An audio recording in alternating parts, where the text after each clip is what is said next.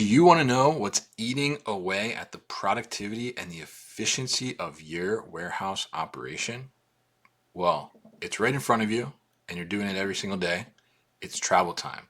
Every step you take, every movement and extra movement of the forklift, and any movement or travel in your facility that your employees are doing is that travel time.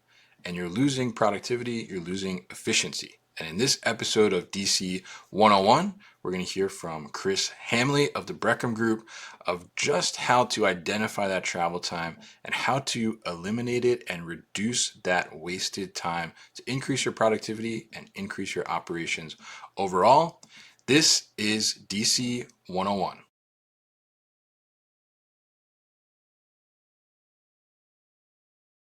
Travel time is always a bad thing, right? It's really non-productive activity in the building. And particularly in a lot of manual operations, travel is the largest component of the job at any point in time. It's moving between sites. It's moving between, where I pick up a pallet and where I have to start picking, those kind of elements. And more travel time means lower productivity at the end of the day. So there are a ton of things to consider, right? Everything from your slotting logic of how do I put product in a pickable location. Picking is usually one of the largest labor components. Therefore, if I can reduce picking travel time and picking, I can reduce my overall travel time of the building. But a lot of times it's simply watching the job and understanding where people are going at any given time. A great example that we see pretty frequently, unfortunately, is in a case pick environment, picking to pallet, where I pick an order and I drop it at the dock to be loaded, and they put the empty pallet trailer at the end of the dock.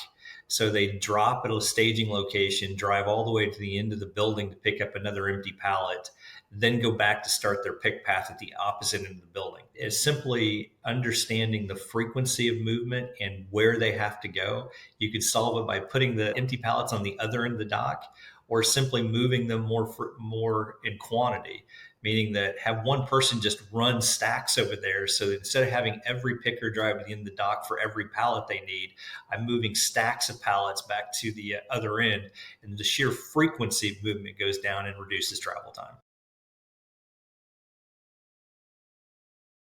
First of all, every time I make somebody move between areas, right, there are a couple of natural things that happen. I increase my safety issues simply because there's more opportunity for them to run into things.